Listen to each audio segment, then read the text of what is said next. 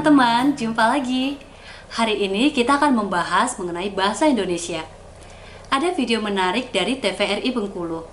Video ini memuat perbincangan dengan Kepala Badan Pengembangan dan Pembinaan Bahasa Indonesia, yakni Bapak Profesor Aminuddin Aziz.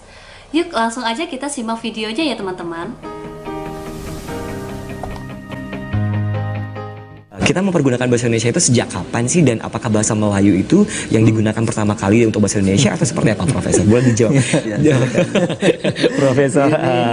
Ini isu yang selalu menarik ya, diskusi tentang bahasa Melayu dan bahasa Indonesia. Faktanya begini ya, fakta yang menurut saya benar ya. Pertama, faktanya adalah bahasa Indonesia itu berakar dari bahasa Melayu. Dan itu fakta yang tidak bisa dibantah. Siapapun akan mengatakan hal yang sama. Tidak mungkin dikatakan bahasa Indonesia berasal dari bahasa Jawa misalnya, ya nggak mungkin itu. Dari bahasa beda Melayu. Sekali ya, Dok. Ya, itu satu. Yang kedua, bahasa Indonesia beda dengan bahasa Melayu ya dalam beberapa hal. Ya, bahasa Indonesia bergerak kepada satu arah, bahasa Melayu bergerak ke arah lain. Maksud saya begini. Misalnya pengayaan bahasa Indonesia, struktur bahasa Indonesia itu sudah beda dengan bahasa Melayu. Bahasa Indonesia mengalami pengayaan bukan hanya dari bahasa daerah, dari ratusan bahasa yang kita miliki, ini masing-masing berkontribusi pemerkayaan bahasa Indonesia. Dari kosakata bahasa Sunda, bahasa Jawa, bahasa Minang, bahasa macam-macam gitu ya. Mungkin juga dari bahasa Bengkulu di sini ya sudah ada yang masuk ke dalam bahasa Indonesia. Kemudian bahasa Indonesia juga diperkaya dengan pengaruh-pengaruh kosakata dan struktur dari bahasa asing. Bahasa Indonesia itu dari bahasa Inggris, bahasa Belanda, Portugis, Arab, Cina, Jepang dan macam-macam. Dulu kebijakannya bahasa Indonesia ini hanya diperkaya oleh bahasa-bahasa asing yang menjadi bahasa PBB. Tapi sekarang tidak lagi, karena dunia sudah berubah. Apapun bahasa itu yang mempengaruhinya ya ke dalam bahasa Indonesia kita terima. Misalnya bahasa Korea, bahasa Jepang, bahasa Turki. Ketika masuk ya sudah terima saja. Gitu dipakai oleh masyarakat secara luas gitu. Bahkan bahasa-bahasa yang lain gitu. Nah, bahasa Melayu itu tidak. Bahasa Melayu itu diperkaya mungkin lebih banyak oleh bahasa Inggris. Bahasa-bahasa lainnya hanya sedikit. Dan bahasa Melayu tidak diperkaya oleh bahasa daerah di mereka sendiri. Nah, kemudian bahasa Indonesia ini dideklarasikan sebagai bahasa persatuan itu mulai tanggal 28 Oktober 28 oleh para pemuda yang mengikuti Kongres tahun itu gitu ya, Kongres Pemuda Indonesia. Nah, ini menarik ya, karena tahun 26 itu juga ada kongres, Kongres Pemuda. Ketika diskusi tentang bahasa persatuan, mereka tidak sepakat apakah bahasa Melayu akan bahasa Indonesia. Nah, atas inisiatif dari Muhammad Tabrani, ya, seorang pemuda dari Pamekasan, dari Madura, itu melakukan pernyataan bahwa bahasa yang harus dibuat itu adalah bahasa Indonesia. Bukan bahasa Melayu. Tapi ini ditentang kan oleh Muhammad Yamin. Nggak bisa, bahasa Indonesia ini belum ada. Kata Tabrani, kalau belum ada, mari kita adakan, mari kita ciptakan. Maka pada saat itulah sebetulnya ya, pada tahun 28 nama bahasa Indonesia itu pertama kali disebutkan dalam Kongres Pemuda. Nah, kemudian bahasa Indonesia ini dituturkan oleh begitu.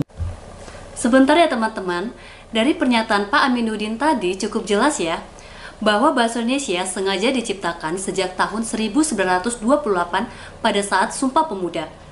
Nama bahasa Melayu sengaja pula ditolak. Jadi, nama bahasa Indonesia seharusnya tetap bahasa Indonesia saat ini maupun di masa mendatang. Tak perlu dilabeli lagi dengan kata Melayu. Yuk langsung kita lanjut videonya ya. Banyak penutur dari Sabang sampai Merauke dengan pengertian yang relatif sama gitu ya.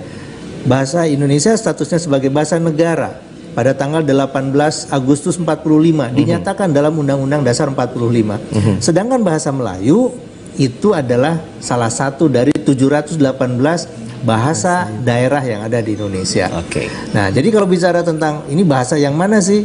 Kita tentu bahasa negaranya bahasa Indonesia. Dan yang kita ajarkan di melalui program BIPA, Bahasa Indonesia untuk Penutur Asing, itu adalah bahasa Indonesia, bukan bahasa Melayu yang kita ajarkan. Ini Mas Fahmi, kemudian Prof. Arono mungkin juga sudah hafal ya, sudah tahu persis. Saat ini kita punya kerjasama dengan mitra-mitra kita di luar negeri di 50 negara. 50 negara. Jadi sudah berkembang begitu luas ya, dan catatan kami yang sedang belajar BIPA secara aktif di 50 negara ini ada 143.000 penutur bahasa asing yang sedang belajar bahasa Indonesia, dan kami dibantu oleh sekitar 428 lembaga di 50 negara itu. Oke, begitu. Itulah bahasa Indonesia yang sudah berkembang maju melebihi melebihi akar budayanya bahasa Melayu. Begitu. Oke, baik. Nah, mungkin nggak sih Profesor bahwa bahasa Indonesia ini menjadi bahasa internasional seperti bahasa Inggris seperti itu? Ya, itulah yang kita sedang usahakan ya, dengan strategi-strategi baru. Bagi kami pembelajaran melalui BIPA itu hanya salah satu saja, karena diplomasi bahasa itu juga harus mengarah kepada penggunaan bahasa itu dalam ranah yang lain, bukan hanya dalam pendidikan. Nah, oleh karena itu saya di Badan Bahasa bekerja sama dengan Kementerian Luar Negeri, dan ini dalam waktu dekat kami juga akan melakukan diskusi dengan teman-teman di Kementerian Perdagangan, Kementerian Pariwisata, Kementerian Investasi, Kementerian Pertahanan, Kementerian Sekretariat Negara. Untuk apa? Mari kita gunakan ini bahasa Indonesia ini dalam berbagai ranah yang lain. Misalnya contohnya begini, untuk perdagangan, kita kan banyak ekspor nih, ya. Tapi pertanyaannya, apakah kita sudah melakukan promosi bahasa Indonesia dalam produk-produk dari Indonesia? Produk Indonesia misalnya yang sangat populer ya, misalnya Indomie gitu ya. Adakah di situ label yang menggunakan bahasa Indonesia? Produk kosmetik, produk kopi, apakah ada bahasa Indonesianya? Ada pertanyaan kepada saya, kenapa harus menggunakan bahasa Indonesia? Kan kami tidak mengerti misalnya yang di luar negeri itu. Saya katakan, kita saja membaca produk dari luar negeri belum tentu ngerti bahasa asingnya. Apakah itu bahasa dari Thailand, Vietnam, Cina, atau Arab atau yang lain. Mungkin kita tidak mengerti. Tapi setidaknya kita kan terpajankan dengan label-label itu. Nah, nanti akan muncul ketertarikan. Apa sih ini sebetulnya gitu. Menarik ya teman-teman, ternyata pemerintah kita diam-diam cukup aktif untuk mengembangkan bahasa Indonesia. Semoga bahasa Indonesia cepat mendunia ya. Terima kasih ya teman-teman sudah menonton video ini, semoga bermanfaat dan sampai jumpa lagi.